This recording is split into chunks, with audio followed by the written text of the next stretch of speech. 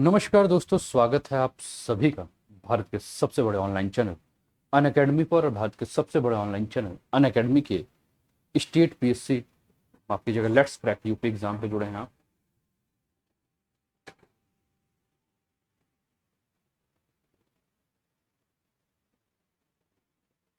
और सुबह के 8:15 हो चुके हैं और आपके क्लास का टाइम हो चुका है। फटाफट सभी लोग ऑनलाइन आ जाइए और शेयर करिए अपने सारे फ्रेंड के साथ कि वो भी इस क्लास का लाभ उठाएं। आई होप कि सभी को मेरी आवाज़ जो है वो क्लियर आ रही होगी।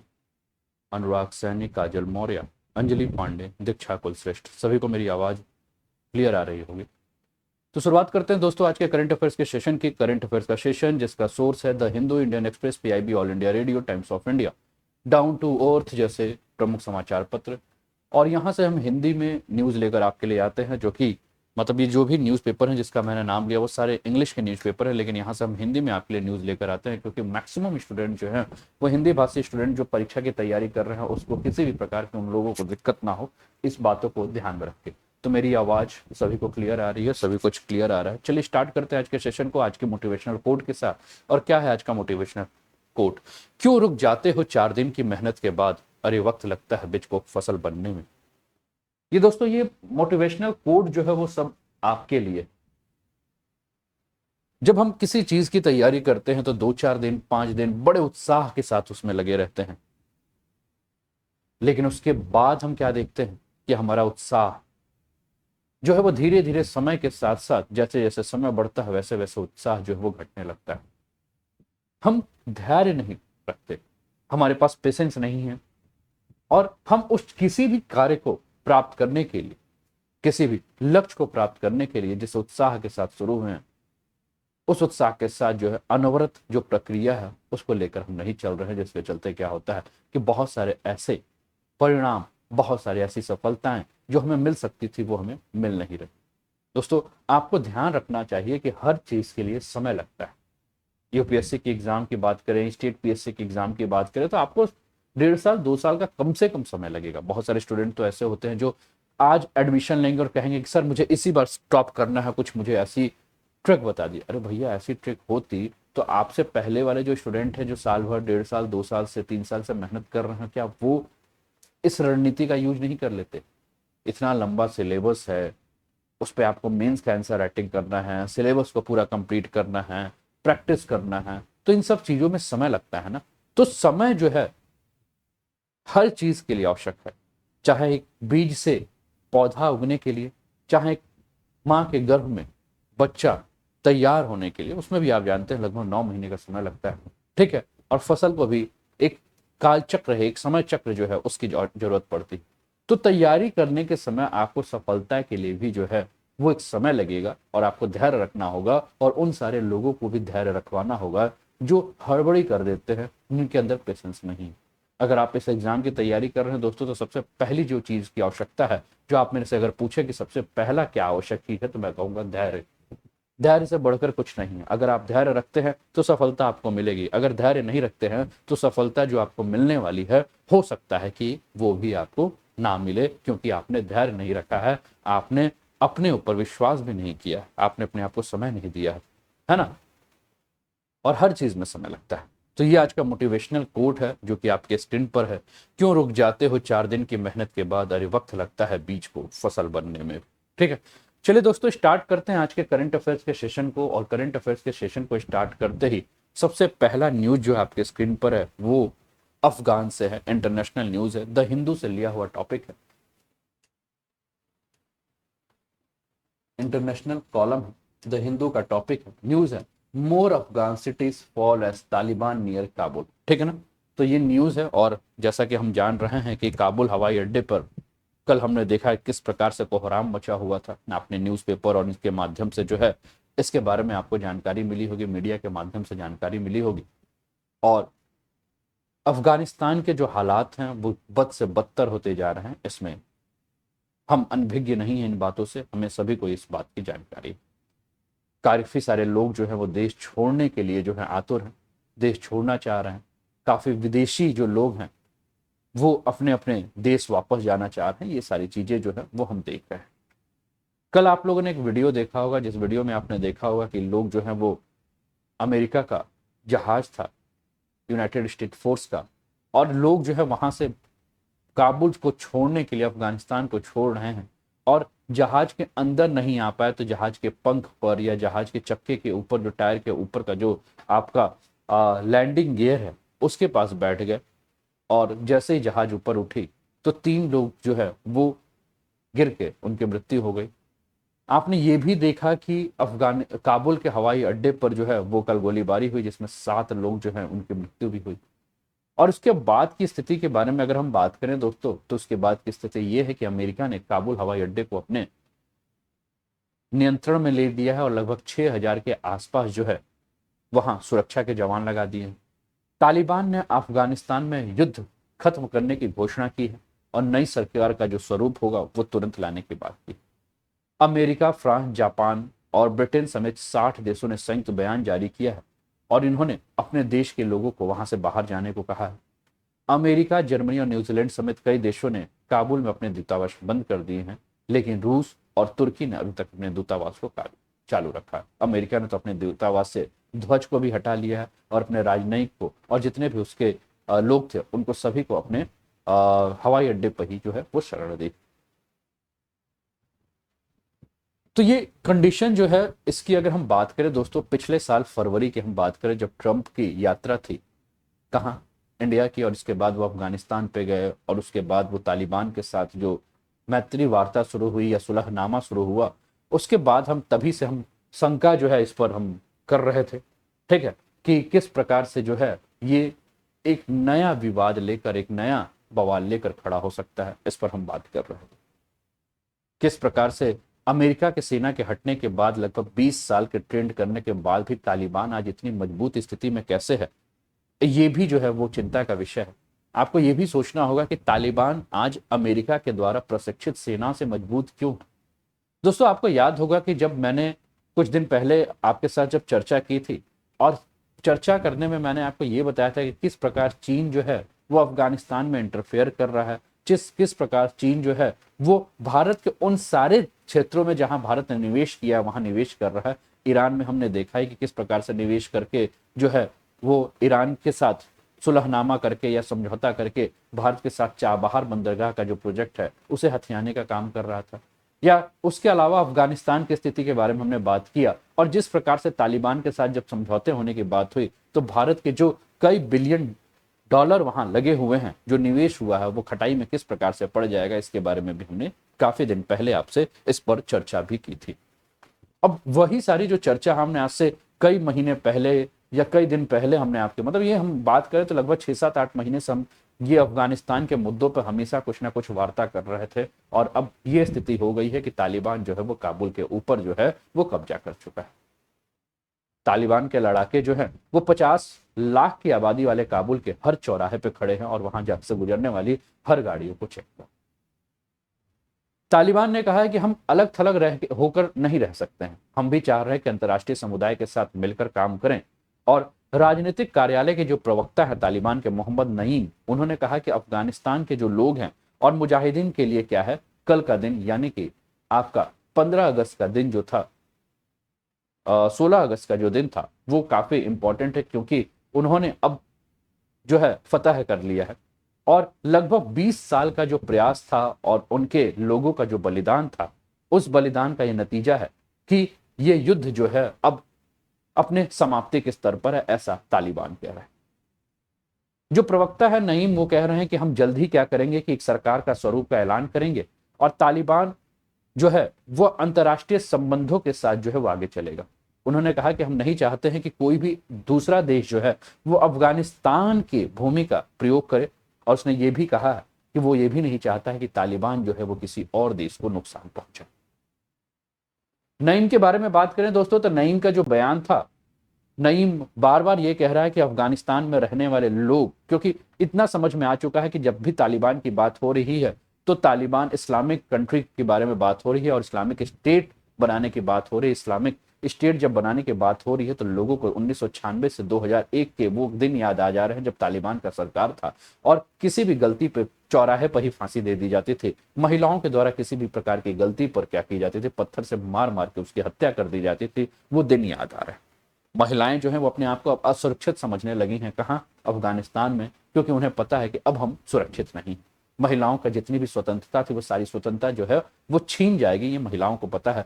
और सभी को पता है कि हल्की सी भी गलती पर उनके साथ क्या किया जा सकता है। तो ये सारी जो स्थिति है, ये स्थिति हमें क्या है देखने को मिल रही है। तालिबान ने काम और भी किया है कि जैसे ही उसने अफगानिस्तान के एरिया में कब्जा करना शुरू किया तो उसने जो भी जेलों में कैदी थे उन सभी को रिहा कर दिया, और उसमें हर प्रकार के कैदी थे, जिसके चलते जो है वो शहरों में जो है वो लूटपाट और हत्या की घटनाएं जो है होने लगी। तो ये सारी चीजें हम देख रहे हैं, इस सारी चीजों को हम समझ रहे हैं, लेकिन इन सारी बातों को करने के पीछे हमें ये देखना होगा कि भारत को अब अफगानिस्तान के साथ, या अफगानिस्तान में जो नया तालिबान जो आया है जिसका प्रशासन है, उसके साथ किस प्रकार से अपने संबंधों को मजबूत करके चलना और किस प्रकार से अपने संबंधों को फिर से सुधार करने की आवश्यकता है। दोस्तों, कल की क्लास में जब मैं आपके साथ चर्चा कर रहा था, जब हम चाइना का और ताइवान की चर्चा कर रहे थे, उसी बीच में मैंने एक आपके साथ बात कही थी, और मैंने बात ये कही थी कि अफगानिस्तान के अंदर तालिबान अगर मजबूत हुआ है तो उसमें कहीं ना कहीं चीन का हाथ। आपको ये समझना होगा, और इस बात को आज हो सकता है ये बात जो है, ये मैं कह रहा हूं, हो सकता है कुछ दिन में ये बात सुर्खियों में आने लगे, समाचारों में आने लगे, कि किस प्रकार से चाइना ने जो है वो रशिया की मदद से जो है वो तालिबान को मजबूत करने की कोशिश की है, और चाइना ने भारत और अमेरिका दोनों को ठेंगा दिखाने के लिए काम किया। जिस प्रकार से अमेरिका की स्थिति जो है वो हिंद प्रशांत महासागर क्षेत्र में मजबूत हो रही है, उसी प्रकार से चीन क्या चाह रहा है कि अमेरिका की स्थिति को मध्य एशिया के क्षेत्रों में क्या किया जाए, कमजोर किया जाए, और भारत को मध्य एशिया के देशों के बीच में जो इसके संपर्क है उसको तोड़ा जाए। और उसमें उसका सहयोग कौन कर रहा है? उसमें उसका सहयोग पाकिस्तान कर रहा है। अफगानिस्तान में पाकिस्तान के माध्यम से, क्योंकि हम जान रहे हैं कि तालिबान को पूरा का पूरा जो सपोर्ट है वो चाइना के द्वारा दिया जा रहा है, लेकिन जो अस्त्र शस्त्र मुहैया कराए जा रहे हैं वो पाकिस्तान के द्वारा मुहैया कराया जा रहा है। और पाकिस्तान के माध्यम से ही चीन जो है वो अपने मंसूबों को क्या करना चाहता है? मजबूत करना चाहता है। वो चाहता है कि भारत को अफगानिस्तान से हटा दिया जाए। जितने भी अवसंरचना निर्माण हुए हैं, जितने भी इंफ्रास्ट्रक्चर के निर्माण हुए हैं, उन इंफ्रास्ट्रक्चर के निर्माण के बाद की स्थिति को अब चीन जो है वो हथियाना चाहता है, और अपने आप को मध्य एशिया के क्षेत्रों में भी एक मजबूत देश या मजबूत नेतृत्वकर्ता बनकर उभरने देना चाहता है। तो आइए आज के इस टॉपिक पर चर्चा करें, द हिंदू के इस टॉपिक पर आपके साथ बात करें और आगे की तरफ बढ़े। मोहम्मद आरिफ, दिव्या पाठक, सोन, प्रीति कंशक, ऋतु विश्वकर्मा, सभी का स्वागत है, सभी का अभिनंदन है। तो नए हालातों पे हम बात करें तो भारत को अफगानिस्तान के लिए क्या और किस प्रकार से अपने संबंधों को बनाए रखना चाहिए, इस पर हम बात कर रहे हैं। तो हमने जैसा कहा कि तालिबान ने अफगानिस्तान पे पूर्ण रूप से जो है वो क्या कर लिया है? कब्जा कर लिया है। अमेरिका, ब्रिटेन, जापान, फ्रांस सभी ने अपने यहाँ के नागरिकों को निकलने की बात की है, और उसके लिए सैनिकों को लगाया है। और अफगानिस्तान में हमने एक बात किया कि तालिबान जो है वो पूरी तरह से कब्जा कर चुका है। अगर आप अफगानिस्तान की स्थिति इस मैप के माध्यम से समझना चाहें दोस्तों, तो आप देख सकते हैं कि ये हमारा प्यारा भारत है पीले कलर में, और यहां आपको लाइन ऑफ एक्चुअल कंट्रोल नजर आ रहा होगा, एलओसी नजर आ रहा होगा। सभी को लाइन ऑफ एक्चुअल कंट्रोल या एलओसी नजर आ रहा होगा, है ना। और ये आपका एलएसी है जो कि अक्साई चीन का क्षेत्र है। अगर हम भारत के नक्शे के बारे में बात करें तो ये पूरा पीला वाला जो है वो भारत का नक्शा है, लेकिन भारत के पास जो देश है, क्योंकि ये पाक ऑक्यूपाइड कश्मीर है, और अगर ये पाक ऑक्यूपाइड कश्मीर नहीं होता तो हम कह सकते थे कि भारत की सीमा जो है वो अफगानिस्तान के साथ टच होती है। ये पाक ऑक्यूपाइड कश्मीर है और ये चीन ऑक्यूपाइड कश्मीर, ठीक है ना, अक्साई चीन जिसको हम कहते हैं, ठीक है। तो ये आपको देखने को मिल रहा है, ये अक्साई चीन का क्षेत्र है जो कि आपके स्क्रीन पर आपको दिख रहा है। एक बार इस मैप को आप समझिएगा। भारत को अगर यहां संबंध मजबूत करना था तो यहां जो चाबहार बंदरगाह है, इसके माध्यम से जो है वो भारत क्या कर रहा था? अपनी स्थिति को जो है मजबूत करने की कोशिश कर रहा था। लेकिन ईरान ने क्या, ये जो चाबहार पोर्ट है इस पे भी क्या किया? चाइना ने, या ईरान के साथ चाइना ने अपने संबंधों को मजबूत किया, और इसमें बीच में मध्यस्थता का कार्य किसने किया? पाकिस्तान ने। अफगानिस्तान के बारे में बात करें तो यहां भी मध्यस्थता का कार्य कौन कर रहा है? पाकिस्तान कार्य कर रहा है और भारत को जो है वहां तोड़ने की कोशिश कर रहे हैं। भारत इस चाबहार और चाबहार के बाद अफगानिस्तान और अफगानिस्तान के बाद ऊपर के क्षेत्रों के साथ अपने मजबूत स्थिति को मजबूत करने की कोशिश कर रहा है ना। लेकिन अब जो हम देख रहे हैं, जो वर्तमान जो चीज चल रही है, हम उस पर बात करें तो अभी संबंधित प्रकरण देखें तो अमेरिका के द्वारा जिस प्रकार से अफगानिस्तान से अपने सेना को वापस बुलाने की कोशिश की गई और लगभग 20 साल से अमेरिका ने जिस प्रकार से तालिबान के खात्मे का प्रयास किया, वो सारा खात्मा जो है वो शून्य, मतलब कुल मिला के कहें तो अमेरिका का जो पूरा मेहनत वो जीरो हो गया।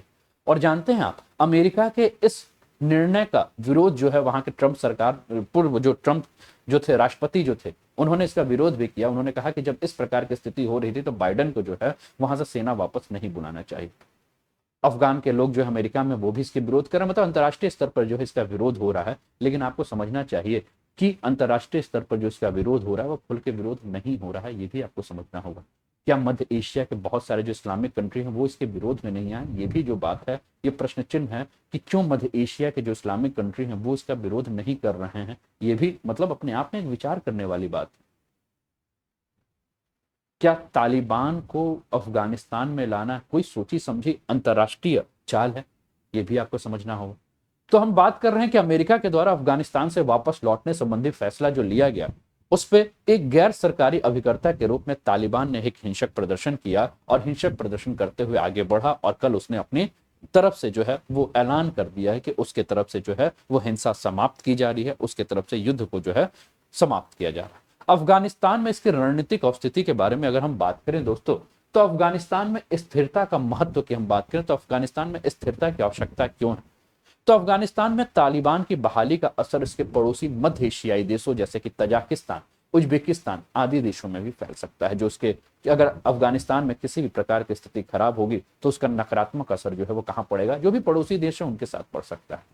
तालिबान के पुनरुत्थान के साथ हम ये भी कह सकते हैं कि अगर तालिबान फिर से अपना सर उठाता है तो उग्रवाद की समस्या मध्य एशिया के देशों में फैल जाएगी और उग्रवाद की समस्या अगर मध्य एशिया के देशों में फैले तो लश्कर तोयबा, ISIS और अलकायदा जैसे संगठन जो कि इस समय किसी तरह उसको दबाया जा रहा है, किसी तरह से उसके पैर को कमजोर किया जा रहा है, उन सभी के लिए अफगानिस्तान जो है फिर से एक सुरक्षित स्थल जो है वो बन जाएगा।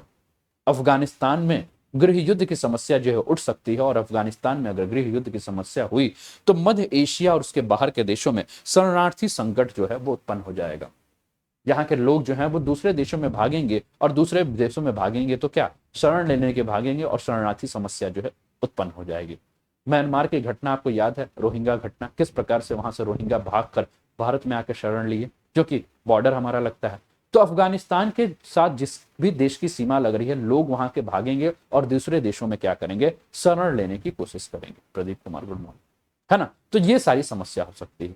अफगानिस्तान में स्थिरता के मध्य अगर हम बात करें तो एशियाई देशों, हिंद महासागरीय क्षेत्र और इसमें स्थित बंदरगाहों तक सबसे कम दूरी वाले मार्ग से पहुंचने में भी क्या होगी? मदद मिलेगी। अफगानिस्तान मध्य एशिया और शेष विश्व के बीच में जो पुल की भूमिका निभाने के लिए ये अफगानिस्तान का प्रयोग था, वह क्षेत्रीय व्यापार हेतु सांस्कृतिक रूप से एक महत्वपूर्ण कड़ी के रूप में था, वो भी टूट जाएगा। जैसे कि अगर हम भारत की बात करें तो भारत क्या चाह रहा था कि ईरान के बाद अफगानिस्तान और अफगानिस्तान के बाद ऊपर के जो देश हैं उज्बेकिस्तान, तजाकिस्तान, कजाकिस्तान, किर्गिस्तान, इनके साथ अपने संबंधों को मधुर बनाया जाए, यहाँ व्यापार बनाया जाए। तो कुल मिलाकर अफगानिस्तान एक कड़ी के रूप में जो है वो कार्य कर रहा था।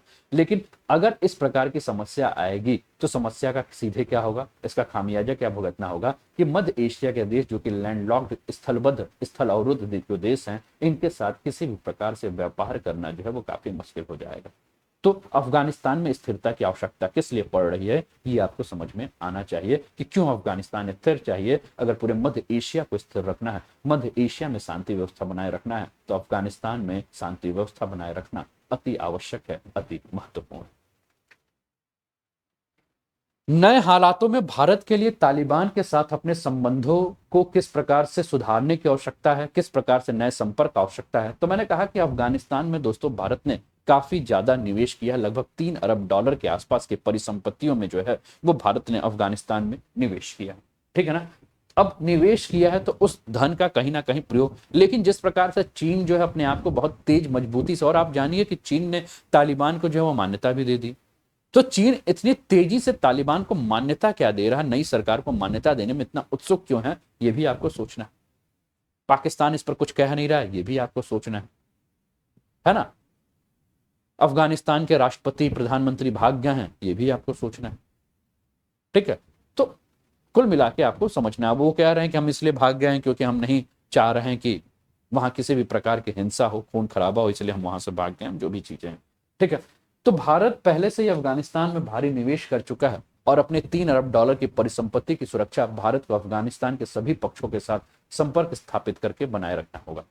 तालिबान के पाकिस्तान के साथ जो संबंध है वो काफी मजबूत है, और अगर पाकिस्तान के तालिबान के साथ जो संबंध है वो इतने मजबूत हैं, तो इसमें भारत को अपने संबंधों को सुधारने में क्या होगा, बहुत ही मुश्किल होगा। यदि भारत ने अभी संपर्क स्थापित नहीं किया तो रूस, ईरान, पाकिस्तान, चीन अफगानिस्तान के राजनीतिक और भू राजनीतिक भाग निर्माता के रूप में उभरेंगे, जो निश्चित तौर पर भारत की स्थिति को क्या करेंगे, कमजोर करेंगे। इसलिए भारत को तालिबान को एक नया सरकार मानकर उसके साथ अपनी वार्ता जो है वो शुरुआत करनी होगी, और तालिबान को मान्यता देने का भी कोशिश करना होगा, क्योंकि ये समय की मांग है, यही समय की मांग है। और इस समय के साथ क्या करना होगा, चलना होगा। किसको, भारत को, नहीं तो भारत का जो निवेश है वो खराब हो जाएगा। अगर हम इस क्लास को जब स्टार्ट किए तभी से मैं एक शब्द पे बार बार बात कर रहा हूं। मैंने कहा कि अफगानिस्तान के जो राजनीतिक कार्यालय का जो प्रवक्ता है, जिसका नाम है मोहम्मद नईम, वो बार बार क्या कह रहा है, वो बार बार यही कह रहा है कि हम अंतर्राष्ट्रीय स्तर पर सारे देशों के साथ अपने संबंधों को मजबूत करना चाहते हैं। हम किसी भी प्रकार का हिंसा नहीं चाहते, हम किसी भी प्रकार का युद्ध नहीं चाहते हैं। और हमने युद्ध इसलिए किया क्योंकि अफगानिस्तान के अंदर आंतरिक कलह और आंतरिक अत्याचार और भ्रष्टाचार बहुत ज्यादा बढ़ गया था, इसलिए हमें इसकी आवश्यकता पड़ी।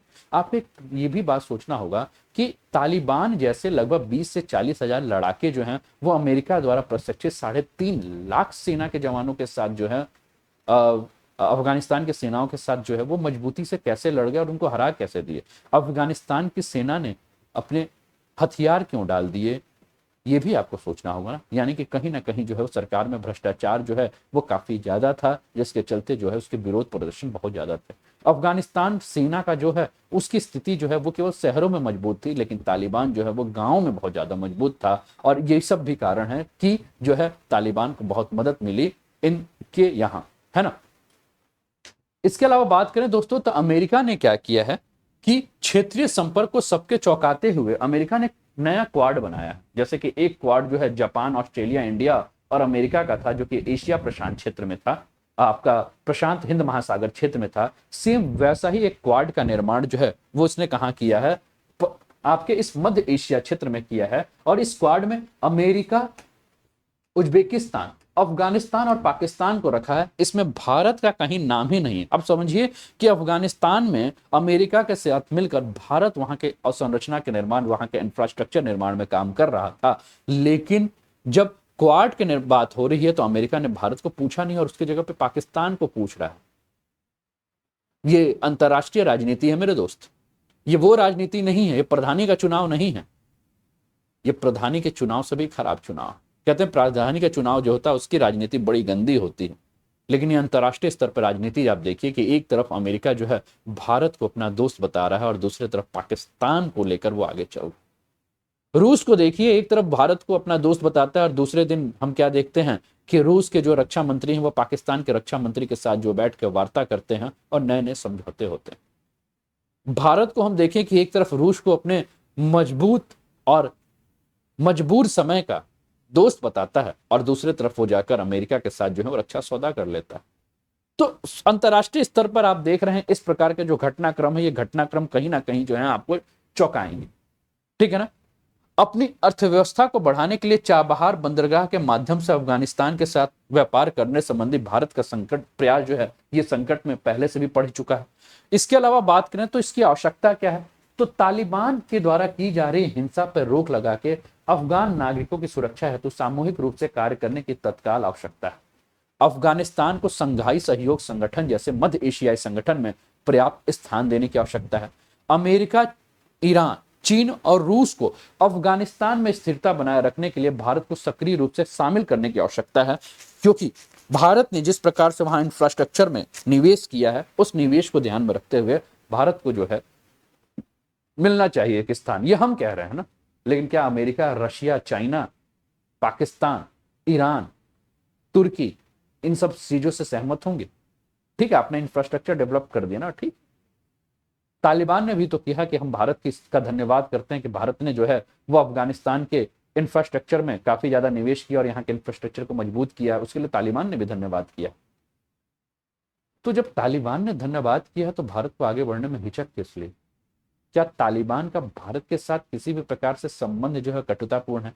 तो आपको याद होगा कि बिल्कुल हाईजैक का मामला हमने देखा था, जो कांधार विमान घटना हुई थी, या जम्मू कश्मीर के अंदर आतंकवाद को बढ़ाने में भी अगर हम देखें तो कहीं ना कहीं से अफगानिस्तान के आतंकवादी और पाकिस्तान के आतंकवादियों का बहुत बड़ा हाथ रहा है। लेकिन तालिबान जो है अपने आप को कह रहा है कि अब हम जो है वो आतंकवादी के रूप में नहीं जाने चाहते हैं, हम अब जो है एक सरकार के रूप में आना चाहते हैं। तो हम सभी अंतर्राष्ट्रीय देशों के साथ जो है अपने संबंधों को मजबूत बनाना चाहते हैं, ऐसा बार बार तालिबान इशारा कर रहा है। तो भारत को क्या उसके इशारे को समझना चाहिए और भारत को इसके इशारे को समझकर अपने संबंधों को और मजबूत करना चाहिए, या अपने संबंधों को नए तरीके से जो है वो लिखने की प्रयास करना चाहिए, लिखने की कोशिश करना चाहिए। ठीक है, तो इसके अलावा शरणार्थी संकट उत्पन्न होने पर उसके लिए समेकित कार्यवाही की जानी चाहिए। निकट पड़ोसियों के साथ शांति बनाए रखने हेतु तालिबान के साथ भारत द्वारा संपर्क स्थापित होना चाहिए। तो ये रहा आपका पहला न्यूज। दोस्तों कैसा लगा आपको जरूर बताइए, ठीक है ना। ये पहला न्यूज था जो कि आपका तालिबान की समस्या से लेकर था और जो वर्तमान स्थिति है भारत अफगानिस्तान की, ठीक है, उस पर था। उम्मीद करता हूं कि आपको पसंद आया होगा। अगला न्यूज है दोस्तों, वो है आपके स्क्रीन पर द इंडियन एक्सप्रेस से लिया हुआ न्यूज है एक्सप्लेन्ड कॉलम से। और 15 अगस्त को प्रधानमंत्री ने एक नया योजना का शुरुआत किया, अनाउंस किया, जिसका नाम है प्रधानमंत्री गति शक्ति master plan that Modi announce on independence day. ठीक है ना। Kalu Ram Meena, good morning. ठीक है, तो इंटरनेशनल रिलेशन का था और कई जगह आपको सोचना होगा, सोच के पूरे घटनाक्रम को समझने की आवश्यकता है। तो मैंने क्या कहा कि इंडिपेंडेंस डे के दिन जो है वो प्रधानमंत्री मोदी जी ने क्या किया, गति शक्ति मास्टर प्लान के बारे में इन्होंने एक्सप्लेन किया। तो क्या है गति शक्ति अवसंरचना योजना, इसके बारे में हम बात करें तो हमने कहा कि स्वतंत्रता दिवस की पूर्व संध्या पर प्रधानमंत्री नरेंद्र मोदी के द्वारा गति शक्ति अवसंरचना योजना की घोषणा की गई। योजना की अगर हम बात करें दोस्तों तो गति शक्ति हमारे देश के लिए राष्ट्रीय अवसंरचना मास्टर प्लान होगा, जो देश में समग्र अवसंरचना की नींव रखेगी। लगभग 100 लाख करोड़ रुपए के अधिक इस योजना में लाखों युवाओं को रोजगार देने की बात की जा रही है। ठीक है, चलिए समझते हैं, बात करते हैं हम भी। जब सभी बात कर रहे हैं तो हम भी बात करते हैं। इस योजना का जो लक्ष्य है वो तो हम देख रहे हैं कि रोजगार, लाखों युवाओं को रोजगार देने की बात की जा रही है। कहाँ रोजगार मिल रहा है, बनारस। ठीक है, इसके अलावा यह योजना स्थानीय विनिर्माताओं के वैश्विक प्रोफाइल से उठकर जो है मदद करने की बात है और दुनिया भर में अपने समकक्षों के साथ प्रतिस्पर्धा करने में इससे मदद मिलेगी। गति शक्ति योजना के बारे में बात करें दोस्तों तो भविष्य में नए आर्थिक क्षेत्रों की संभावना को जन्म देगी। ठीक है ना। और साथ में ही इस तरह की योजना जिसे राष्ट्रीय अवसंरचना पाइपलाइन कहा जाता है की घोषणा पहले हो चुकी है। ठीक है ना। तो एक पहला नेशनल इंफ्रास्ट्रक्चर पाइपलाइन, ठीक है ना, की तरह ही ये योजना है। तो बात ये आई कि नेशनल इंफ्रास्ट्रक्चर पाइपलाइन योजना है क्या। तो दोस्तों बात करते हैं 2019-20 के, और 2019-20 का जब बजट आया था, जब बजट के बारे में वित्त मंत्री जी जब बता रही थी तो उन्होंने 5 साल तक किस प्रकार से जो है वो परियोजनाओं पे खर्च किया जाएगा, लगभग 100 लाख करोड़ रुपए खर्च किया जाएगा, इस पर इन्होंने बात की। ठीक है। और नेशनल इंफ्रास्ट्रक्चर पाइपलाइन देश भर में विश्व स्तरीय बुनियादी ढांचा उपलब्ध कराने और सभी नागरिकों के जीवन की गुणवत्ता में सुधार की दिशा में अपनी तरह की एक अनूठी पहल है, जिसके बारे में बात की गई थी। ठीक है ना। इसके अलावा अगर हम बात करें दोस्तों तो इस परियोजना की तैयारी में सुधार होगा तथा अवसंरचना में निवेश, और ये निवेश घरेलू और विदेशी दोनों प्रकार के निवेशों को आकर्षित करने की बात की गई है। साथ ही यह वित्त वर्ष 2025 तक 5 ट्रिलियन की इकोनॉमी बनाने की बात हो रही थी ना, $5 ट्रिलियन की अर्थव्यवस्था बनाने के लक्ष्य को भी प्राप्त करने में ये होगा। और बड़ा मजाक उड़ा था। नेशनल इंफ्रास्ट्रक्चर पाइपलाइन में आर्थिक और सामाजिक और संरचना परियोजना दोनों को सम्मिलित किया गया था। ठीक है ना। अब इस पर एक टास्क फोर्स रिपोर्ट आई और ये टास्क फोर्स रिपोर्ट जो है वो अतनु चक्रवर्ती की अध्यक्षता में एक नेशनल इंफ्रास्ट्रक्चर पाइपलाइन यानी कि राष्ट्रीय अवसंरचना पाइपलाइन पर एक कार्यबल का गठन किया गया था। यह उच्च स्तरीय जो कार्यबल था, टास्क फोर्स था, उसने वित्त वर्ष 2020 से लेकर 2025 तक 111 लाख करोड़ रुपए के अनुमानित बुनियादी ढांचा निवेश पर के साथ राष्ट्रीय अवसंरचना पाइपलाइन के एक अंतिम रिपोर्ट जो है वो जमा की थी। ठीक है ना। रिपोर्ट में प्रमुख बिंदु क्या क्या क्या थे? तो सबसे पहला बिंदु था निवेश की आवश्यकता। तो इन्होंने कहा था कि अवसंरचना परियोजनाओं के निर्माण तथा आर्थिक विकास में वृद्धि हेतु अगले 5 वर्षों में यानी कि 2020 से लेकर 2025 तक 111 लाख करोड़ रुपए जो है उसके निवेश की आवश्यकता है। और कुल परियोजनाओं में जो खर्च होना है वो कौन कौन से सेक्टर में होना है? तो एनर्जी के सेक्टर में यानी कि ऊर्जा के क्षेत्र में, सड़क निर्माण में, रेलवे और शहरी क्षेत्रों की परियोजनाएं जो है उसमें सबसे अधिक हैं, और जिन पर कुल जो अनुमानित राशि है यानी कि कितनी राशि है, 111 लाख करोड़ रुपए की राशि है, उसमें से 70% का व्यय जो है वो इन्हीं क्षेत्रों में होगा। कहां कहां? ऊर्जा, सड़क, रेलवे और शहरी क्षेत्रों में।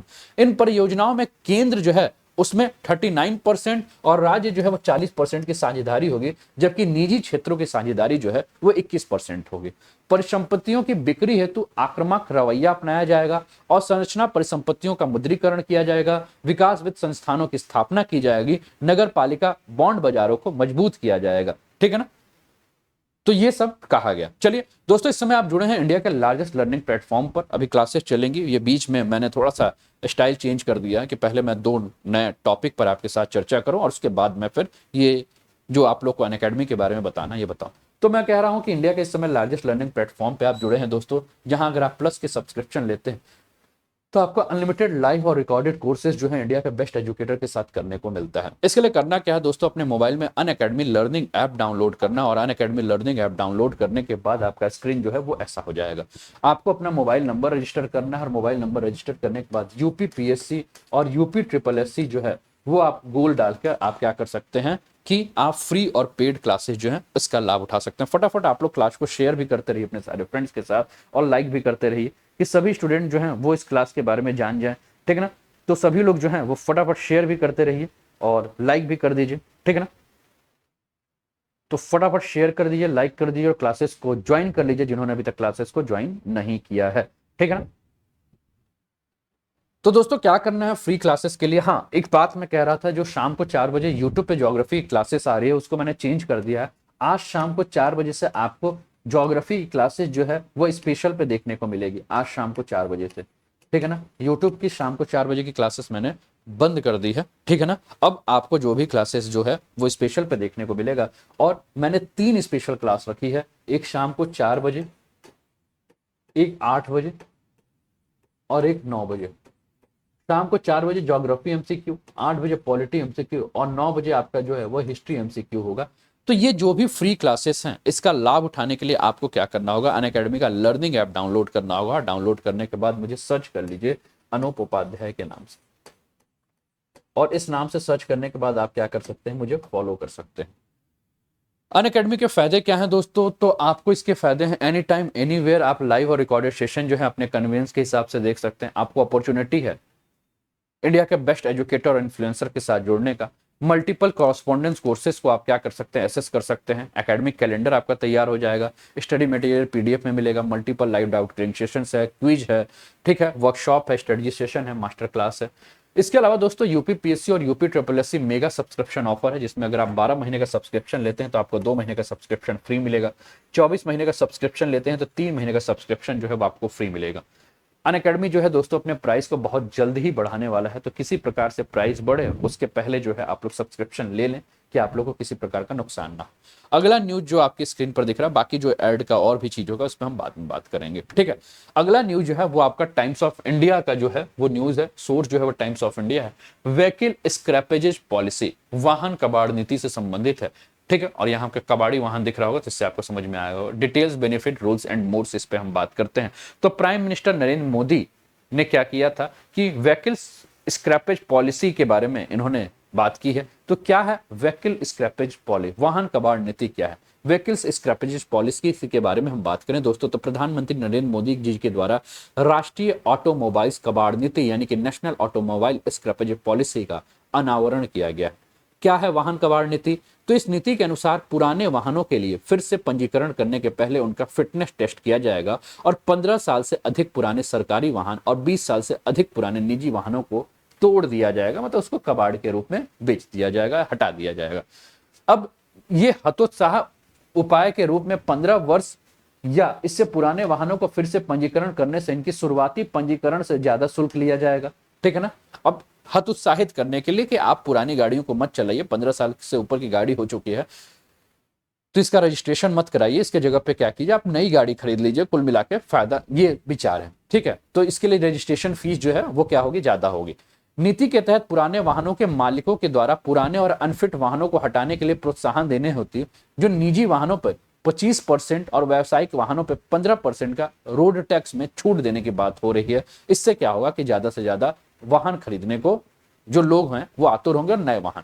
इसके महत्व के बारे में बात करें दोस्तों तो वाहन स्क्रैपिंग नीति यानी कि वाहन कबाड़ नीति का उद्देश्य जो है वो पर्यावरण के अनुकूल और सुरक्षित तरीके से अनुपयुक्त और प्रदूषक कारक वाहनों को चरणबद्ध तरीके से हटाने का एक परितंत्र का निर्माण करना है। और यह पहल एक चक्रीय अर्थव्यवस्था को सुझाव बढ़ावा देगी और आर्थिक विकास प्रक्रिया को अधिक संवहनीय और पर्यावरण अनुकूल बनाएगी। यह नीति लगभग 10,000 करोड़ रुपए का निवेश भी लाएगी और लगभग 35,000 लोगों को रोजगार के अवसर प्रदान करेगी। नई नीति के साथ समस्याएं क्या है, इनके समस्याओं की बात करें तो जैसे बड़े वाहन हैं, जैसे ट्रक हो गया, तो ट्रक जैसे वाहनों के लिए सीमित प्रोत्साहन और खराब कीमत देने वाली अर्थनीति का पता लगाने योग्य अन्य वर्गों को वाहनों की कमी की कम, ठीक है ना, वाहनों की कम संख्या है। 15 साल पुरानी एक शुरुआती श्रेणी की छोटी कार को स्क्रैप करने में लगभग कबाड़ में बेचने में 70,000 रुपए आएंगे और उसी को अगर वो सेकेंड हैंड बेच देता है तो उसको 95,000 रुपए आएंगे, ठीक है। तो स्क्रैपिंग को जो है वो स्क्रैपिंग जो है वो कहीं से भी फायदेमंद नहीं लगता है।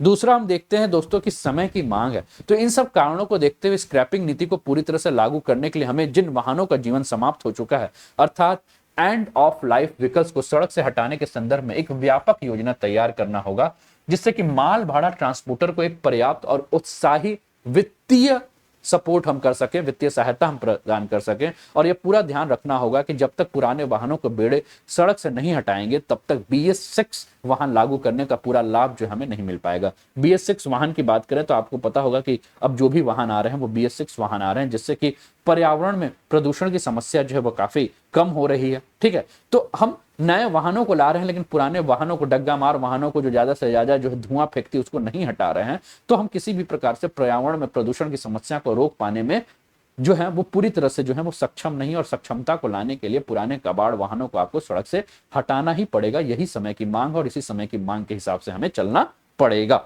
ठीक है। चलिए अगला न्यूज आपके स्क्रीन पर है। आई होप कि सभी को समझ में आ रहा होगा, सभी एंजॉय कर रहे होंगे। अगला न्यूज है दोस्तों द हिंदू से लिया हुआ न्यूज है ओवर 20 लाख कोविड-19 test done under ABPMJ from April 2020 to July 2021, ठीक है ना। तो आयुष्मान भारत योजना के आरोग्य योजना के तहत लगभग 20 लाख लोगों को जो है वो टेस्ट हो चुका है। तो केंद्र सरकार की ये स्वास्थ्य बीमा योजना है, क्या नाम है, आयुष्मान भारत प्रधानमंत्री जन आरोग्य योजना, जिसके तहत अप्रैल 2020 से लेकर जुलाई 2021 तक लगभग 20.32 लाख कोविड-19 परीक्षण और 7.8 लाख के उपचारों को मंजूरी दी गई है। और इन परीक्षण उपचारों में 2,794 करोड़ रुपए जो हैं वो खर्च हुए हैं। बात करते हैं इसके बारे में कि क्या है प्रधानमंत्री जन आरोग्य योजना की विशेषताओं के बारे में। तो आयुष्मान भारत प्रधानमंत्री जन आरोग्य योजना सरकार के द्वारा पूरी तरह से वित्त पोषित विश्व की सबसे बड़ी स्वास्थ्य बीमा या आश्वासन योजना है। और योजना भारत में सार्वजनिक और निजी सूचीबद्ध अस्पतालों में माध्यमिक और तृतीयक स्वास्थ्य उपचार के लिए प्रति परिवार प्रति वर्ष जो है वो 5 लाख रुपए का जो है वो उपचार प्रदान या लाभ प्रदान करेगी। इसमें कवरेज की बात करें तो लगभग इसमें 10.47 करोड़ से अधिक परिवारों को जो है, जो वंचित परिवार है, लगभग 50 करोड़ लाभार्थी जो हैं इस योजना का लाभ प्राप्त कर सकते हैं। और इस योजना में सेवा स्थल पर लाभार्थी के लिए कैशलेस यानी कि हॉस्पिटल में जब वो जाएंगे तो उन्हें कैशलेस देखभाल सेवाएं जो है उपलब्ध कराया जाएगा। आयुष्मान भारत आपका जो प्रधानमंत्री जन आरोग्य योजना है, इस जो है वह पूरे देश में आपका लागू है। और इसके कार्यान्वयन हेतु राष्ट्रीय स्वास्थ्य प्राधिकरण यानी कि नेशनल हेल्थ अथॉरिटी को जो है वो नोडल एजेंसी बनाया है। और ये योजना कुछ केंद्रीय क्षेत्र घटकों के साथ जो है वो केंद्र प्रायोजित जो है वो योजना है, ठीक है। इस योजना के अंतर्गत पात्रता क्या है, तो इस योजना के तहत परिवार के आकार, आयु या लिंग पर कोई सीमा नहीं है। इस योजना के तहत पहले से मौजूद विभिन्न चिकित्सीय परिस्थितियों और गंभीर बीमारियों को पहले दिन से ही शामिल किया गया है। इस योजना के तहत अस्पताल में भर्ती होने के 3 दिन से लेकर 15 दिन के बाद तक का नैदानिक उपचार, स्वास्थ्य इलाज और दवाइयां जो है वो मुफ्त उपलब्ध कराने की बात की गई है। इसके अलावा ये योजना जो है वो क्या है, आपका पोर्टेबल योजना है, यानी कि अगर आप चाहें तो एक जगह से दूसरे जगह पे जो है वो पोर्टेबल करा सकते हैं। यानी कि अगर लाभार्थी को इसका लाभ पूरे देश में किसी भी सार्वजनिक या निजी सूचीबद्ध अस्पताल में उठाना है तो उठा सकता है। उसको लगता है कि सरकारी हॉस्पिटल में इलाज करा रहा है, लेकिन सरकारी हॉस्पिटल में उसको इससे कोई लाभ नहीं मिल रहा है, और उसको लग रहा है कि मुझे अपने फैमिली मेंबर को किसी निजी अस्पताल में लेके जाना है जहां इसका इलाज जो है वो सही है, तो वहां क्या कर सकता है, ट्रांसफर कर सकता है, और वो भी कैशलेस होगा, किसी भी प्रकार का पैसा नहीं लगेगा। इस योजना की अगर हम बात करें तो 1393 प्रक्रियाओं और पैकेज इसके अंतर्गत शामिल है, जैसे कि दवाइयां, आपूर्ति, नैदानिक सेवाएं, चिकित्सकों की फीस, कमरे का शुल्क, ऑपरेशन थिएटर, आईसीयू शुल्क जो है वो मुफ्त उपलब्ध है, और स्वास्थ्य सेवाओं के लिए निजी अस्पतालों की प्रतिपूर्ति सार्वजनिक अस्पतालों के जो है वो बराबर की जा रही है। नवीनतम आर्थिक सर्वेक्षण के अनुसार अगर हम बात करें दोस्तों, तो प्रधानमंत्री जन आरोग्य योजना कार्यक्रम जिन राज्यों में लागू किया गया है वहां स्वास्थ्य परिणामों में काफी सारे सुधार हमें देखने को मिल रहे हैं। प्रधानमंत्री जन आरोग्य योजना लागू करने वाले राज्यों में योजना से लागू ना करने वाले राज्यों की तुलना में स्वास्थ्य बीमा का अधिक विस्तार, शिशु और बाल मृत्यु दर में कमी, परिवार नियोजन सेवाओं के उपयोग में सुधार, एचआईवी या एड्स के बारे में अधिक जागरूकता जो है, ये सब अनुभव किया गया है। प्रधानमंत्री जन आरोग्य योजना लागू करने वाले राज्यों में स्वास्थ्य बीमा वाले परिवारों के अनुपात में की तुलना में काफी वृद्धि हुई है, जबकि योजना से लगभग जो है अनुपात में 54% की वृद्धि हुई है, जबकि योजना से अलग रहने वाले राज्यों में 10% की गिरावट जो है हमें दर्ज देखने को मिली है। ठीक है, अगला न्यूज आपकी स्क्रीन पर है दोस्तों, पीआईबी से लिए हुआ न्यूज है, और न्यूज है आपका open network for digital commerce. तो पीआईबी का न्यूज आपके स्क्रीन पर दिख रहा होगा। Shri Piyush Goyal chaired open network for digital commerce move to democratise digital commerce and move it from platform centric model to an open network model. ठीक है ना, तो हम बात करते हैं इसके ऊपर। The union minister of commerce and industry Shri Piyush Goyal chair a meeting of the review of the open network for digital commerce initiative of the DPIIT। ठीक है ना, तो DPIIT का यानी कि DPIIT क्या है, आपका उद्योग संवर्धन एवं आंतरिक व्यापार विभाग का जो है। ठीक है, तो इस पर हम बात करते हैं। तो open network for digital commerce के बारे में हमने कहा कि जैसे कि उद्योग मंत्री के द्वारा उद्योग संवर्धन और आंतरिक व्यापार विभाग DPIIT की open network for digital commerce की पहल की समीक्षा हेतु एक बैठक की अध्यक्षता की गई है। आइए हम जानते हैं इसके बारे में कि क्या है ये। ठीक है, और इसके बारे में हम चर्चा करते हैं। सबसे पहले हम देखते हैं कि ये open network for digital commerce है क्या, ONDC है क्या। तो डिजिटल कॉमर्स के लिए ओपन नेटवर्क, जिसे ONDC का नाम दिया गया है, वो विश्व स्तर पर अपनी तरह की पहल है, जिसका उद्देश्य डिजिटल कॉमर्स को एक प्लेटफॉर्म केंद्रित मॉडल के रूप में ओपन नेटवर्क में परिवर्तित करना है। जिस तरह से डिजिटल भुगतान डोमेन के लिए यूपीआई का प्रयोग होता है, उसी तरह से इसका निर्माण करना है आपका ई कॉमर्स के लिए। Open network for digital commerce खरीदारों विक्रेताओं को डिजिटल रूप से दिखाई देने और खुले नेटवर्क के माध्यम से लेन देन करने में जो है वो प्लेटफॉर्म एप्लीकेशन का उपयोग जो है किया जा सकता है। Open network for digital commerce e commerce में एकाधिकारों को समाप्त करके और एक सिंगल नेटवर्क का निर्माण करते हुए व्यापारियों और भोक्ताओं को नवाचार और व्यापकता को बढ़ावा देने हेतु सक्षम बनाएगा। ठीक है ना, जिसमें आप देख रहे हैं कि इसमें ट्रांसपेरेंट रूल्स होंगे, लाइट वेट इन्वेस्टमेंट होगा, lower cost of business acquisition होंगे, lower time to market and time to scale होगा। तो unlocking value for e commerce platform. ठीक है ना, और ये आपका आपके स्क्रीन पे दिख रहा है, inclusivity, interoperability, discoverability and scale. इसका अभिप्राय क्या है, इसके उद्देश्य क्या है ओपन नेटवर्क डिजिटल कॉमर्स के। तो ओपन नेटवर्क डिजिटल कॉमर्स का जो उद्देश्य है वो किसी विशिष्ट प्लेटफॉर्म का स्वतंत्र ओपन नेटवर्क प्रोटोकॉल और खुले विनिर्देशों का उपयोग करते हुए ओपन सोर्स पद्धति पर विकसित ओपन नेटवर्क को बढ़ावा देना है, और इसके माध्यम से पूरी मूल्य श्रृंखला को डिजिटलाइज करने, संचालकों का मानकीकरण करने, आपूर्तिकर्ताओं के समेकन को बढ़ावा देने, प्रचालन तंत्र में दक्षता प्राप्त करने और उपभोक्ताओं को अधिक सुविधा प्रदान करने की संभावना है। ठीक है ना, तो ये न्यूज रहा। अगला न्यूज आपके स्क्रीन पर है दोस्तों। सभी को समझ में आ रहा है ना, एंजॉय कर रहे हैं आप लोग सेशन को, सभी सेशन एंजॉय कर रहे हैं ना, बताइए। तो सभी जगह शेयर भी करते रहिए कि सभी आपके फ्रेंड जो हैं वो क्लासेस का एंजॉय कर सकें, वो भी क्लासेस को देखें।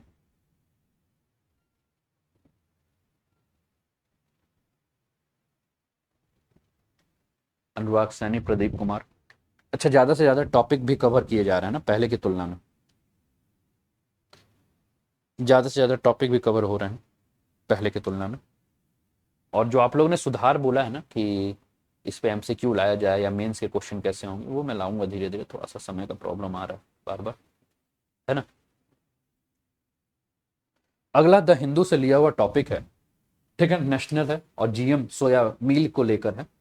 और centre allows import of GM soya meal to support poultry industry. तो ये मुर्गियां आपको आपकी स्क्रीन पर दिख रही होंगी, ठीक है। और अब काफी सारे लोग तो वेट कर रहे होंगे कि कब सावन खत्म हो और कब हम शुद्ध शाकाहारी से शुद्ध मांसाहारी की तरफ जो है वो पलायन कर जाएं, है ना, रूप चेंज करें। कितने लोग हो इसमें भी, कई लोग जी कह रहे हैं, पता नहीं जी अभी वाले प्रश्न के लिए है कि अगले प्रश्न के लिए।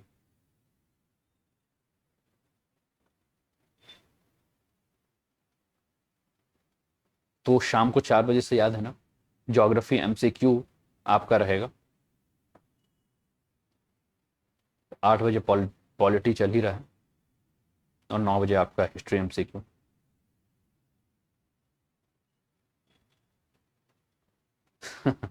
नारायण नारायण, दीपा सिंह कह रही हैं, सुषमा हंस रही हैं, मतलब कि काफी सारे, प्रदीप कुमार प्योर वेज हैं। अब मान लीजिए कि कब तक खाएं घास फूस। लेकिन आपको याद है ना, अभी हम लोग इन्वायरमेंट में जब पढ़ रहे हैं और हम लोग एनर्जी फ्लो के बारे में देख रहे थे, तो आपको समझ में आया था कि घासे फूस में जो है वो सभी कुछ है। प्रदीप कुमार कह रहे हैं कि लाइफ में कभी एग नहीं खाया। भाई लाइफ में एग नहीं खाया तो अभी लाइफ तो समाप्त नहीं हुई ना, आगे का तो कुछ नहीं पता। और अगर प्योर वेज है तो प्योर वेज ही रहिए, क्या जरूरत है प्राणी हत्या करने की। ठीक है ना, चले, प्राणी हत्या करने की क्या आवश्यकता है बताइए, है ना। अब मैं ये तो नहीं कह सकता ना, हे पार्थ उठो और प्राणी हत्या करो, ये सब तो मैं नहीं कहूंगा।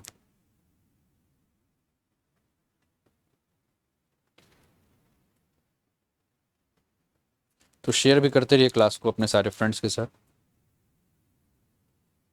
और आज शायद पीजीटी का शायद एग्जाम है ना, तो काफ़ी सारे स्टूडेंट, अब इधर काफ़ी सारे स्टूडेंट जो हैं वो पेट के एग्जाम है, पीजीटी के एग्जाम में, इन सारे एग्जाम में फंसे हुए हैं।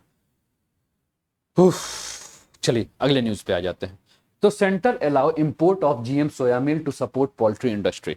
तो संदलित अनुवांशिक रूप से संशोधित, ठीक है ना, सोयाबीन के आयात पर क्या है, केंद्र सरकार ने जो है अनुमति दी है। और ये सोयाबीन की आयात की अनुमति देने का जो फैसला लिया गया है, इससे पोल्ट्री पक्षियों का आहार में एक प्रमुख घटक के रूप में प्रयोग करने की बात की जा रही है। अब इसके निर्णय की आवश्यकता क्या है, इस पर हम बात करें तो पिछले 1.5 साल में कई विपत्तियों की वजह से हमने देखा कि पोल्ट्री उद्योग जो है, अब इसमें देखिए कोरोना आया, कोरोना के साथ साथ हमने देखा बर्ड फ्लू भी बहुत तेजी से फैल गया।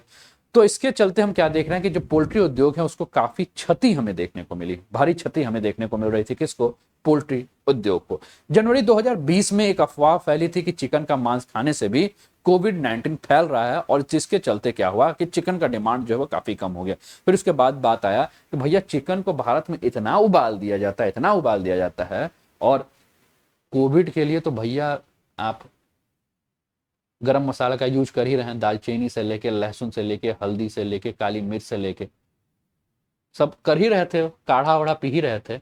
तो यहाँ चिकन को आप इतना गरम मसाला में भून देंगे तो कोविड की अम्मा ना रहे, कोविड का बाप ना रहे, है ना। तो भारत के लोग जिस प्रकार से मुर्गा खाते हैं, इसमें क्या है कि कोई भी वायरस नहीं रहने वाला, सब वायरस जो है वो तला के, भुना के, उबला के जब जो है सब जो है वाष्पीकृत हो जाएगा, है ना। तो सबसे बड़ी बात देखें कि याद होगा आपको पिछले साल जब ये बात हुई थी तो ये देखा गया था कि ये भी बात हुई थी कि मुर्गा खाने से क्या हो रहा है। Abhay Kushwaha ji good morning. मुर्गा खाने से क्या हो रहा है? कोविड हो रहा है। और जब ये बात हुई कि मुर्गा खाने से कोविड की समस्या हो रही है, तो जो पोल्ट्री इंडस्ट्री है उसमें काफी गिरावट हमें देखने को मिली थी, ठीक है ना।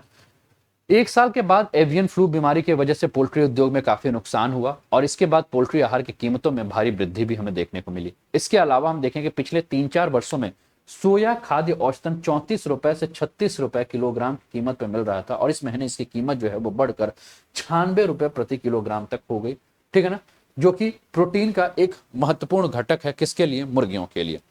अब यह देखते हुए भारत की नियामक प्रणाली के द्वारा अभी तक जीएम खाद्य पदार्थों को मंजूरी नहीं दी गई थी, लेकिन पर्यावरण कार्यकर्ताओं के द्वारा जीवन संवर्धित पौधे से उत्पन्न किसी खाद्य सामग्री का मानव की आहार श्रृंखला में शामिल करने की अनुमति देने पर क्या की गई है, चिंता व्यक्त की गई है। अब यहाँ बात हो रही है कि मुर्गा अगर जो आपका जीएम सोयाबीन खाएगा तो उसके जेनेटिकली मॉडिफाइड उसके शरीर में कुछ ना कुछ अनुवांशिक परिवर्तन होंगे, और आदमी जब खाएगा तो उसके ऊपर भी उसके दुष्प्रभाव देखने को मिलेंगे। तो इसके पर्यावरणविद जो हैं, ठीक है ना, जो इसका क्या कर रहे हैं, विरोध कर रहे हैं। ठीक है। इसके अलावा पर्यावरण संरक्षण अधिनियम के तहत वर्ष 1989 के जारी किए गए जीन संवर्धित जीवों के साथ साथ उनके उत्पादों और पदार्थों पर भी इसे लागू किया गया है। जीन संवर्धित यानी कि जेनेटिकली मॉडिफाइड फसलें किसे कहते हैं? तो जीएम फसलें उन फसलों को कहा जाता है जिनके जीन को वैज्ञानिक तरीकों से रूपांतरित किया जाता है। ठीक है ना। जेनेटिक इंजीनियरिंग के जरिए किसी भी जीव या पौधे के जीन में अन्य पौधों में डालकर नई फसल प्रजाति को विकसित किया जाता है। जीन संवर्धित फसल में प्राकृतिक रूप से परागण के बजाय जो है वो कृत्रिम रूप से क्या किया जाता है, प्रविष्टि करा के उसके जीन में परिवर्तन कराया जाता है। भारत में जीन फसलों की अनुमोदन की प्रक्रिया क्या है, इसके बारे में हम बात करें तो भारत में जेनेटिक इंजीनियरिंग मूल्यांकन समिति यानी कि genetic engineering appraisal committee gene संवर्धित फसलों की वाणिज्यिक खेती की अनुमति देने के लिए शीर्ष निकाय के रूप में काम करती है। ठीक है ना। जेनेटिक इंजीनियरिंग अप्रेजल कमेटी क्षेत्र परीक्षण प्रयोगों सहित पर्यावरण में अनुवांशिक रूप से संवर्धित किए गए जीवों और उत्पादों को जारी करने संबंधी प्रस्ताव को मंजूरी के लिए भी उत्तरदायी है। ठीक है। अप्रमाणित जीएम संस्करण का उपयोग करने पर पर्यावरण संरक्षण अधिनियम 1989 के अंतर्गत 5 साल की जेल तथा 1 लाख रुपए तक का जुर्माना हो सकता है। भारत में आयातित फसलों को विनियमित करने के लिए भारतीय खाद्य सुरक्षा मानक प्राधिकरण यानी कि FSSAI जो है वो अधिकृत ने किया है। भारत में जीएम सोयाबीन और सोया बीज की स्थिति के बारे में बात करें तो भारत में जीएम सोयाबीन और कैनोला तेल के आयात की अनुमति दी गई है। जीएम सोयाबीन के बीज के आयात को भारत में अब तक मंजूरी नहीं मिली थी, जो कि दी गई है। दोस्तों इसके अलावा बात करें तो ये फतेह यूपीपीएससी स्कॉलरशिप टेस्ट का अगर आप लाभ लेना चाहते हैं तो लाभ लीजिए। इसमें आप रैंक 1 अगर आते हैं तो आपको 100% स्कॉलरशिप मिलेगा, रैंक 2-3 को 50% स्कॉलरशिप मिलेगा, रैंक 4 to 25 को 25% स्कॉलरशिप मिलेगा। आपको इसके लिए जो कोड यूज करना है वो कोड यूज करना है अनूप 10, और इस कोड के माध्यम से आपको आपके फी में डिस्काउंट भी मिल जाएगा। जो मान लीजिए 25% स्कॉलरशिप मिले तो 75% पे आपको 10%, 50 पे तो 50% पे, और 100 पे तो आपको जो है इनवाइट कोड के रूप में आप इस कोड का यूज कर सकते हैं जिसमें आपका टेस्ट होगा और उसके लाभ मिलेंगे। इसके अलावा शिखर यूपी पेट फ्री टेस्ट सीरीज है जो कि मंडे 2 अगस्त से स्टार्ट है। इसके अलावा बात करें तो RO prelims booster test series है प्लस सब्सक्रिप्शन वाले स्टूडेंट्स के लिए 7 अगस्त से स्टार्ट हो चुका है। इसके अलावा बात करें तो 20 क्वेश्चन ड्यूरेशन 30 मिनट को लेकर UP police SI test series 23 अगस्त से स्टार्ट हो जाएगा। Lakshya UP PSC PCS prelims booster test series जो है वो 4 अगस्त से स्टार्ट हो रहा है।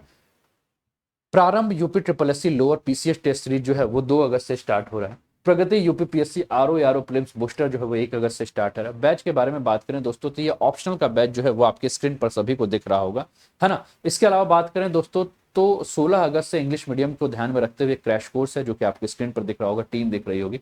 17 अगस्त से जो बैच है उसके लिए आपको ये पूरी टीम दिख रही होगी। 17 अगस्त से ही लोअर पीसीएस को ध्यान में रखते हुए बैच है जिसपे आपको ये टीम दिख रही होगी, है ना। 18 अगस्त से जो है ये टीम दिख रही है जो कि आपके पीसीएस के लिए प्रारंभिक और मुख्य परीक्षा के लिए है। ठीक है। चलिए अगला जो न्यूज है आपके स्क्रीन पर वो न्यूज है आपका द क्विंट से लिया हुआ न्यूज है, आपके स्क्रीन पर दिख रहा है। Government notify rules to prohibit various single use plastic item from July 22। तो प्लास्टिक अवशिष्ट प्रबंधन संशोधन नियम 2021 है जिसके तहत ये कहा गया है कि यह नियम जो है अगले साल जुलाई 2022 से जो है वो काम करेगा। इसके ऊपर हम चर्चा करेंगे। ठीक है। तो the manufacture import stocking distribution sale and use of following single use plastic will be prohibited from July 2022 according to this newspaper, according to Quint. ठीक है ना। तो गवर्नमेंट ने ऐसा नोटिफाई रूल जो है वो जारी किया है। इस पर हम बात करें तो प्लास्टिक अपशिष्ट प्रबंधन संशोधन अधिनियम नियम 2021 के बारे में हम बात करें तो पर्यावरण मंत्रालय के द्वारा प्लास्टिक अपशिष्ट प्रबंधन संशोधन नियम 2021 यानी कि plastic waste management amendment rule 2021 को अधिसूचित किया गया है, और यह नियम वर्ष 2022 तक जो है वो कम उपयोगिता वाली और कचरे के रूप में बिखरने की अधिक संभावना वाली एकल उपयोग यानी कि सिंगल यूज प्लास्टिक निर्माता उसको प्रतिबंधित करने की बात की जा रही है। नए नियमों की बात करें तो 1 जुलाई 2022 से निर्धारित की गई सिंगल यूज प्लास्टिक वस्तुओं के निर्माण, आयात, भंडारण, वितरण, बिक्री और उपयोग को प्रतिबंधित किया जाएगा। कंपोस्टेबल प्लास्टिक से निर्मित वस्तुओं पर यह प्रतिबंध लागू नहीं होगा। इस अधिसूचना में सूचीबद्ध प्लास्टिक निर्मित वस्तुओं को छोड़कर भविष्य में अन्य प्लास्टिक वस्तुओं पर प्रतिबंध लगाने हेतु सरकार द्वारा उद्योगों को इन नियमों का अनुपालन करने हेतु अधिसूचना जारी होने की तारीख से 10 साल तक का समय जो है वो दिया गया है। इसके अंतर्गत हल्के वजन वाले प्लास्टिक कैरी बैग की वजह से फैलने वाले कचरे को रोकने के लिए 30 सितंबर 2021 से प्लास्टिक कैरी बैग की मोटाई 50 माइक्रोन से बढ़ाकर 75 माइक्रोन और 31 दिसंबर 2022 से 120 माइक्रोन करने की बात की गई है। राज्य प्रदूषण निकायों को सहयोग से केंद्रीय प्रदूषण नियंत्रण बोर्ड इन प्रतिबंधों की निगरानी करेगा। उल्लंघनों पर पर्यावरण संरक्षण अधिनियम 1986 के तहत पहले से जो निर्धारित दंड है उस दंड को लगाया जाएगा। जिन प्लास्टिक पैकेजिंग अपशिष्टों को सिंगल निर्धारित यूज के लिए यूज किया जाएगा उसमें प्लास्टिक वस्तुओं को चरणबद्ध तरीके से हटाने का शामिल नहीं किया गया, उनके लिए प्लास्टिक अपशिष्ट प्रबंधन नियम 2016 के अनुरूप निर्माता, आयातक और ब्रांड मालिक की विस्तारित निर्माता उत्तरदायित्व के जरिए पर्यावरण की दृष्टि से सराहनीय तरीके से एकत्र प्रतिबंधित किया जाएगा। वर्तमान में परिदृश्य और प्लास्टिक प्रबंधन नियम 2016 में संशोधन हेतु आगामी जो प्रस्ताव इसके ऊपर हम बात करें तो वर्तमान में जारी नियम के तहत देश में 50 माइक्रोन से कम मोटाई के कैरी बैग और प्लास्टिक सेटों के निर्माण, आयात, भंडारण, वितरण, बिक्री और उपयोग को प्रतिबंधित किया गया है। अगले साल जुलाई तक इस श्रृंखला को बढ़ाकर प्लास्टिक उत्पादों के निर्माण पर क्या किया जाएगा, प्रतिबंध लगाने की बात की गई है। और इसमें प्लास्टिक की छड़ियों, ईयरबड्स, गुब्बारों के लिए प्लास्टिक की छड़ियां, प्लास्टिक के झंडे, कैंडी की छड़ियां, आइसक्रीम की छड़ियां, सजावट के लिए पॉलिस्ट्रीन यानी जिसको कि आप थर्माकोल कहते हैं, ठीक है। इसके अलावा थर्माकोल के प्लेट, कप, गिलास, कांटे, चम्मच, चाकू, स्ट्रॉ जैसे जो प्लास्टिक के उत्पाद हैं। इसके अलावा अगर हम बात करें तो मिठाई के डिब्बे पे चारों तरफ से लपेटे जाने वाली जो प्लास्टिक्स होते हैं। इसके अलावा फिल्म, निमंत्रण कार्ड, सिगरेट के पैकेट को 100 माइक्रोन से कम मोटाई वाले प्लास्टिक और स्टिकर को क्या है या पीवीसी बैनर को जो है उसके ऊपर रोक लगाने की बात की गई, ठीक है ना। सिंगल यूज प्लास्टिक क्या है, हम तब से बात कर रहे हैं कि सिंगल यूज प्लास्टिक पर प्रतिबंध की लगाए की बात की जा रही है। तो सिंगल यूज प्लास्टिक क्या है, तो एकल उपयोग, सिंगल यूज मतलब एक बार उसका आपने उपयोग किया और उसके बाद उसको फेंक दिया, वो आपको फिर से उपयोग करने लायक नहीं है, ऐसे प्लास्टिक किसे कहते हैं। तो एकल उपयोग प्लास्टिक, सिंगल यूज प्लास्टिक जो है वो क्या है, क्या एक रूप होता है जिसे केवल एक बार इस्तेमाल करके हम फेंक देते हैं। और इसमें आपका क्या आता है, जैसे कि आप लोग जो पानी का बॉटल यूज करते हो या पानी के लिए डिस्पोजल ग्लास, आप कहते हैं ना डिस्पोजल प्लेट दे दीजिए, डिस्पोजल ग्लास दे दीजिए, है ना। तो जो भी डिस्पोजेबल आप लोग सुनते हैं वो सब क्या है, आपका सिंगल यूज प्लास्ट है, ठीक है। अब ये जो अगर हम देख रहे हैं भारत में, तो भारत में जो है ये कुछ तथ्य हैं जो कि आपके सामने प्रस्तुत करना जरूरी है। तो ये देखा जाता है कि प्रति व्यक्ति जो है वो प्लास्टिक की खपत जो है भारत में प्रति वर्ष जो है 11 किलो के आसपास भारत में जो प्रति व्यक्ति जो है वो प्लास्टिक का खपत करता है। और दुनिया में अगर हम बात करें तो अभी सबसे कम है। दुनिया में अगर बात करें तो पूरा ऑल ओवर वर्ल्ड की बात करें तो ऑल ओवर वर्ल्ड अगर हम देखते हैं तो 28 किलोग्राम जो है वो प्लास्टिक का खपत जो करता है। भारत में प्रतिदिन लगभग 26,000 टन प्लास्टिक कचरा उत्पन्न होता है, जिसमें लगभग 10,000 टन कचरे का एकत्रण जो है वो नहीं किया जाता, जो इधर उधर फेंका रहता है। आप भी अपने घर से बाहर गेट के बाहर देखेंगे तो आपको काफी सारे प्लास्टिक के जो है वो कचड़े देखने को मिल जाएंगे, ठीक है, जो कि आप लोग यूज करते हैं, फेंक देते हैं, ठीक है। तो ये सब जो है वो आपका क्या है, सिंगल यूज प्लास्टिक जो है आपको देखने को मिल रहा है। अब इसमें जो है कुछ बुद्धिजीवियों का तर्क है कि यदि प्लास्टिक को अन्य उपयोगों के लिए ठीक से प्रबंधित, एकत्र, पुनर्चक्रित किया जाता है तो यह हानिकारक नहीं है। दूसरी ओर कुछ लोग प्लास्टिक के अपरिवर्तनीय हानिकारक प्रभाव के डर से इसे पूर्णतः प्रतिबंध करने के पक्ष में। कुछ लोग क्या कह रहे हैं कि इसको पूर्ण तरह से बंद ही क्यों नहीं कर देते हैं, रिसाइकल करने की क्या आवश्यकता है, पूर्ण रूप से क्या कर दीजिए, बंद कर दिए। दीपा सिंह कह रही हैं कि सर आप बहुत अच्छे वक्ता हैं। धन्यवाद दीपा जी आपके इस फीडबैक के लिए। इसके अलावा प्लास्टिक बैग पर प्रतिबंध लगाने के कारण जो है क्या कारण है, तो विश्व वन्य जीव कोष यानी कि वर्ल्ड लाइफ फंड के अनुसार प्लास्टिक पर्यावरण के लिए हानिकारक है क्योंकि यह गैर जैव अपघट्य यानी कि नॉन बायोडिग्रेडेबल होता है और इसे विघटित होने में वर्षों का समय लगता है। इसके अलावा बेकार प्लास्टिक बैग भूमि और पानी को अत्यधिक प्रदूषित करता है और प्लास्टिक की थैलियां धरती के साथ साथ जो है पानी में रहने वाले जानवरों के लिए भी जो है वो काफी नुकसानदेह। एक दिन ऐसे ही मैं मजाक में करंट इन्वायरमेंट की क्लास में कहा कि लड़कियां जो हैं वो सबसे ज्यादा प्लास्टिक प्रदूषण फैलाती हैं, ठीक है। ऐसे ही मजाक मजाक में मैं कह रहा था, लेकिन ये सच्चाई है। बातें मैंने मजाक मजाक में कह दी थी, लेकिन जो है ये सच्चाई है ना। क्या सच्चाई है? कि जो आप लोग सौंदर्य प्रसाधन यूज करते हो ना, आप लोग जो आउडर पाउडर, है ना, इसके अलावा जो लिपस्टिक उपिस्टिक या फाउंडेशन फाउंडेशन, ठीक है, ये जो भी आप यूज करते हैं ना, उसके अंदर जो है वो प्लास्टिक मिले होते हैं। और जब आप इसको धुलते हो ना, तो क्या होता है, आपके पानी वाले मतलब नाली के रास्ते, जो पानी का जो रास्ता है उसके जा के जो जहाँ भी जल एकत्र करने वहाँ होता है, और जो आपके जो जलीय जीव होते हैं, ठीक है, वो उनके शरीर में एंट्री कर जाता है और काफी सारी बीमारियां हमें देखने को मिलती हैं। ठीक है, तो ये सब भी हम देख रहे हैं, इस पर भी हम बात कर रहे हैं। ठीक है ना, क्लियर है सभी को?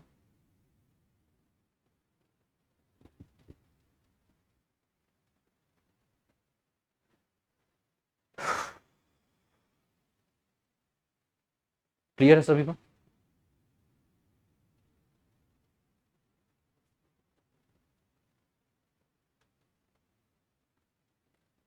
प्लास्टिक थैलियों के अपशिष्ट से निकलने वाले रसायन मिट्टी में प्रवेश करते हैं और इसे बंजर बना देते हैं।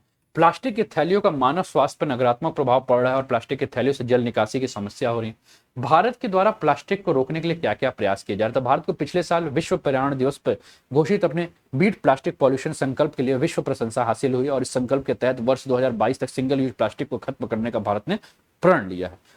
वर्ष 2019 में आयोजित चौथी संयुक्त राष्ट्र पर्यावरण महासभा में भारत ने एकल उपयोग वाले प्लास्टिक उत्पादकों के कारण होने वाले प्रदूषण को समाधान करने के लिए प्रस्ताव को पेश किया है। सिंगल यूज प्लास्टिक को खत्म करने के समक्ष चुनौतियां क्या हैं? क्या क्या चुनौतियां? तो all India plastic manufacturer association जैसे व्यापार संघों ने सरकार को कोविड की वजह से उत्पन्न चुनौतियों के कारण सिंगल यूज प्लास्टिक निर्मित उत्पादों को हटाने के लिए समय सीमा को बढ़ाने की बात की और इसने कहा कि आप जो जुलाई 2022 कह रहे हैं उसको बढ़ाकर जुलाई 2023 कर दीजिए। भारत में अपशिष्टों पर प्रभावी तरीके से पृथककरण, संग्रह, पुनर्चक्रण की कोई व्यवस्था जो है वो कार्यरत नहीं है।